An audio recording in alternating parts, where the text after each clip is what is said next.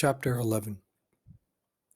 You're all wet, Miriam said as soon as Pravana walked through the door. Are you all right? Mother rushed up to her. Where were you? Why didn't you come home for lunch? I was working, Pravana said. She tried to twist away, but her mother held her firmly by the shoulders. Where were you? Mother repeated. We've been sitting here, terrified that you had been arrested. All that she had seen and done that day came rushing into Pravana's mind. She threw her arms around her mother's neck and cried. Mother held her until she was calm again and could talk. Now tell me where you were today. Pravana found she could not bear to say it to her mother's face, so she pressed herself up against the wall and told her, I was digging up graves. You were doing what? Nuria asked. Pravana left the wall and sat down on the toshak. She told them all about her day. Did you see real bones? Miriam asked. Mrs. Weira told her to hush. So this is what we've become in Afghanistan, Mother said. We dig up the bones of our ancestors in order to feed our families. Bones are used for all sorts of things, Mrs. Weira replied. Chicken feed, cooking oil, soap, and buttons. I've heard of animal bones being used this way, but not human bones. But I suppose human beings are also animals. Was it worth it? Nuria asked. How much did you make? Pravana took the money out of her pocket, then dug the rest of the money out of the shoulder bag. She put it all on the floor for everyone to see. All that? For digging up graves? Mrs. Weaver breathed. Tomorrow you'll go back to reading letters. No more of this digging, Mother declared. We don't need money that badly.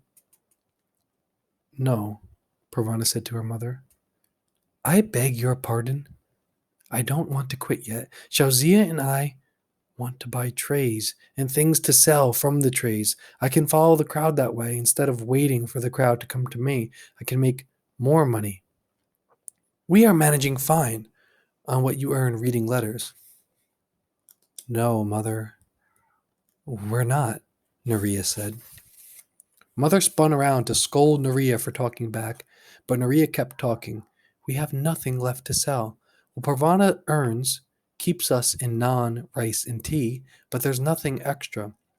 We need money for rent, for propane, for fuel, for the lamps.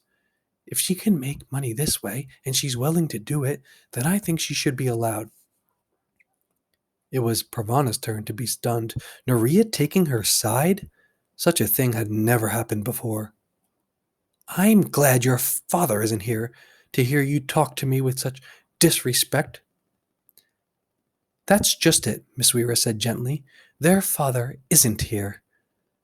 These are unusual times. They call for ordinary people to do unusual things just to get by. In the end, Mother relented. You must tell me everything that happens, she told Pravana. We will put it in the magazine so that everyone will know. From then on, she sent Pravana off to work with a little packet of naan for her lunch, since she won't be coming back at midday. Although Pravana got very hungry during the day, she couldn't bear to eat in the middle of the field of bones.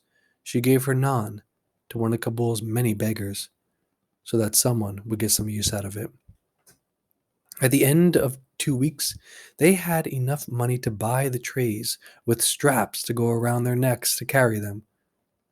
We should sell things that don't weigh much, Shauzia said. They decided on cigarettes.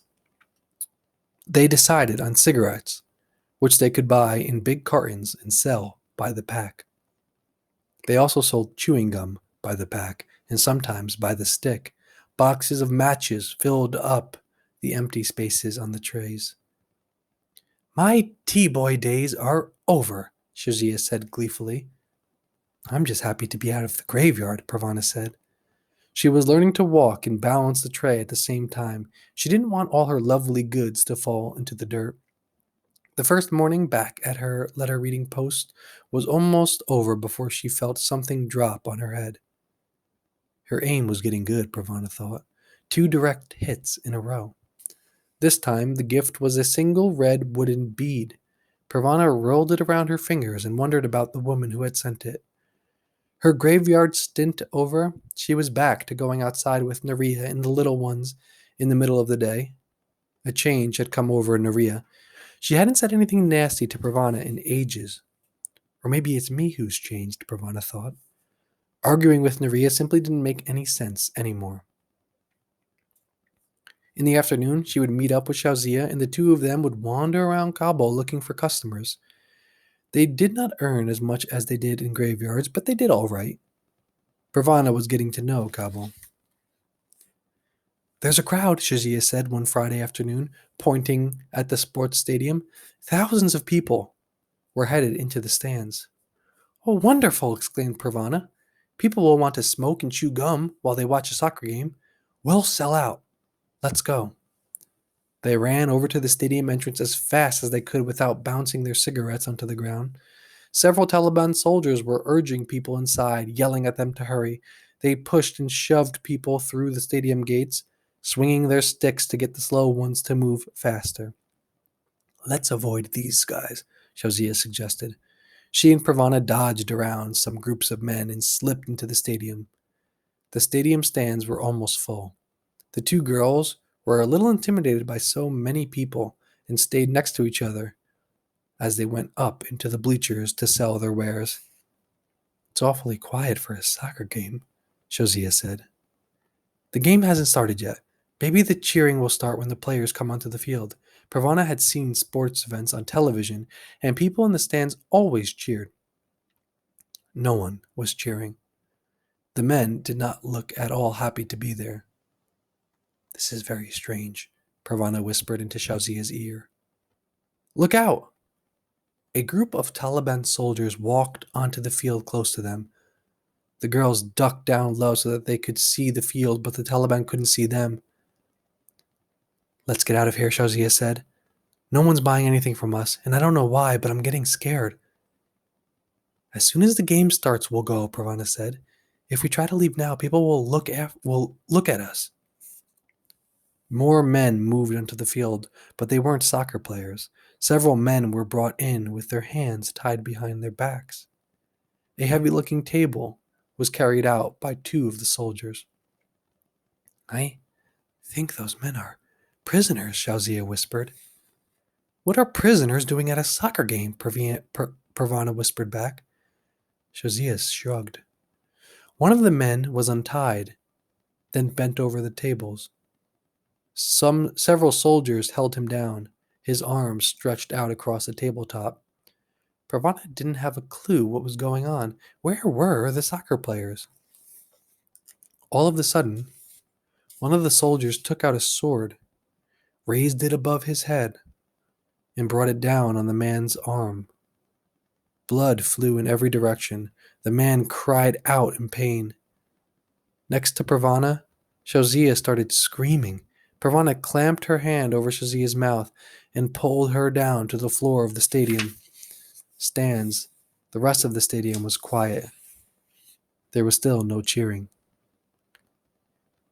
Keep your heads down, boys, a kind voice above Pravana said. There will be time enough when you are old to see such things. The cigarettes and gum had fallen off their trays, but the men around them gathered up the spilled items and returned them to the girls.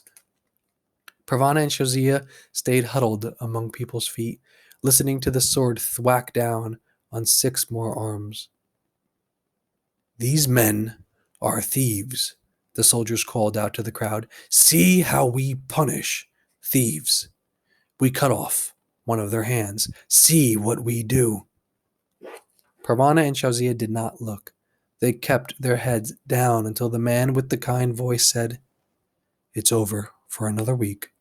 Come now, raise yourselves up. He and several other men surrounded Pravana and Shauzia, escorting them out of the stadium. Just before she left, Pravana caught a glimpse of a young Talib man, too young to have a beard. He was holding up a rope, strung with 4 severed hands, like beads on a necklace.